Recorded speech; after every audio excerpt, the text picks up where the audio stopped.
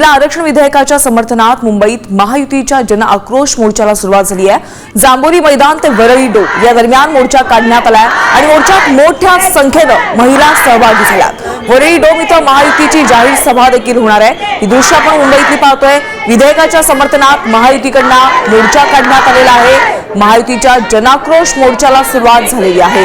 मोठ्या प्रमाणात महिलांनी या जनाक्रोश मोर्चात सहभाग घेतला। आपण पाहतोय जांभोरी मैदान ते वरळी डोम असा हा मोर्चा काढण्यात आलेला आहे आणि वरळी डोम इथे महायुतीची जाहीर सभाही होणार आहे।